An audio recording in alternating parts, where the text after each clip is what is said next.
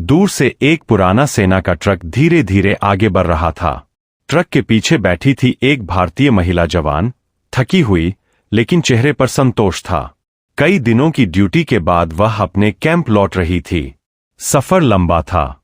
समय बिताने के लिए उसने अपने बैग से खजूर निकाले और खाने लगी। रेगिस्तान की खामोशी में सिर्फ ट्रक की आवाज और हवा की सरसराहट सुनाई दे रही थी।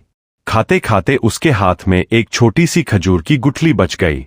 उसने मुस्कुराते हुए बाहर देखा और बिना सोचे समझे वह गुठली रास्ते किनारे रेत में फेंक दी। गर्म हवा चली और उड़ती हुई रेत ने उस छोटी गुठली को पूरी तरह ढक दिया। जवान का ट्रक आगे बढ़ गया, लेकिन कहानी वहीं से शुरू हुई।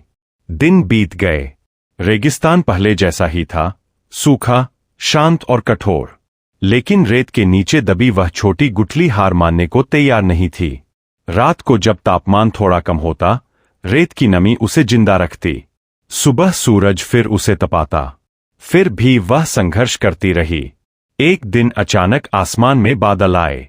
हल्की सी बारिश हुई, बहुत कम, लेकिन रेगिस्तान के लिए अमृत जैसी। कुछ बूंदें रेत के अंदर पहुंचीं और गुठली के अंदर जीवन जाग उठा। धीरे धीरे एक नन्हा अंकुर बाहर निकला, छोटा, कमजोर, लेकिन उम्मीद से भरा।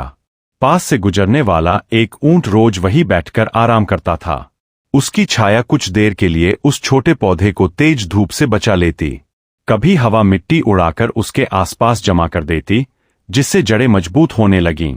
प्रकृति जैसे मिलकर उसकी मदद कर रही थी। दिन महीने में बदल गए।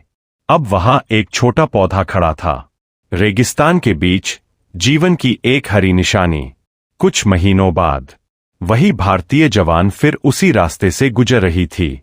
इस बार ट्रक धीमा हुआ क्योंकि रास्ते में कुछ नया दिखाई दे रहा था। रेत के बीच एक छोटा सा हरा पौधा। जवान की नजर उस पर टिक गई। रेगिस्तान में पौधा? उसने आश्चर्य से कहा। वह नीचे उतरी और पास जाकर देखने लगी। पौधा छोटा था, लेकिन मजबूत।